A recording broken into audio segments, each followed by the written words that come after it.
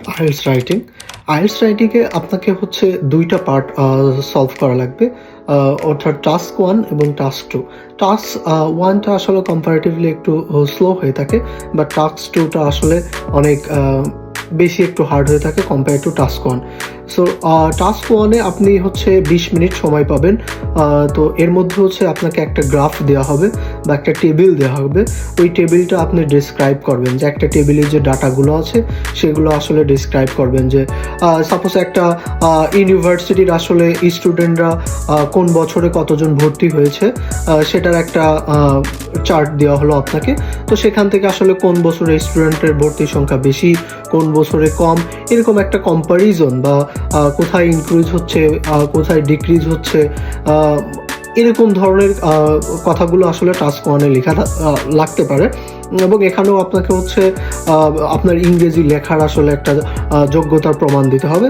এবং টাস্ক 2টা আসলে কম্পারেটিভলি একটু হার্ড হয়ে থাকে, এবং সেখানে আপনাকে আসলে মতামত দিতে হবে বা আপনি কোনো একটা কনফ্লিক্টে আপনি অ্যাগ্রি করেন নাকি ডিসঅ্যাগ্রি করেন।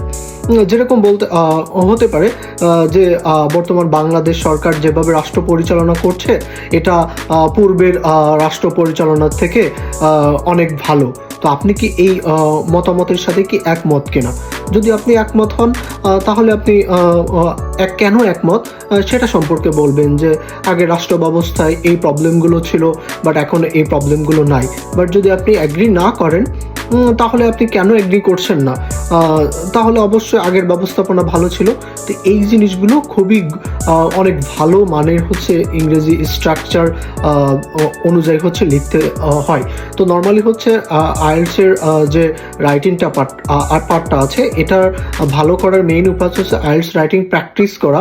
এবং আইএলটিএস যে ব্রিটিশ কাউন্সিল বা হচ্ছে আইডিপি, এদের ওয়েবসাইটে বিভিন্ন ধরনের হচ্ছে এক্সাম্পল দেওয়া আছে, যে একটা সেন্টেন্স কিভাবে আসলে শুরু করতে হবে, বা একটা প্যারাগ্রাফ কিভাবে শুরু করতে হবে, একটা প্যারাগ্রাফ কিভাবে শেষ করতে হবে, কিভাবে একটা কম্প্যারিজন করতে হবে, কোথায় আসলে আমাকে একটা কানেক্টর অ্যাড করতে হবে, কিভাবে আসলে একটা প্যারাগ্রাফ লিখলে সেখানে আসলে বোঝা যায় যে আমার ইংরেজিটা ভালো বা আমি ইংরেজি লিখতে দক্ষ। আপনার কাছে শুধুমাত্র 60 মিনিট সময় থাকবে, এবং তার মধ্যে আপনাকে অলমোস্ট 400 ওয়ার্ডের একটা রচনা লিখতে হবে, যেটা 2 পার্টে, অর্থাৎ টাস্ক 1 এবং টাস্ক 2।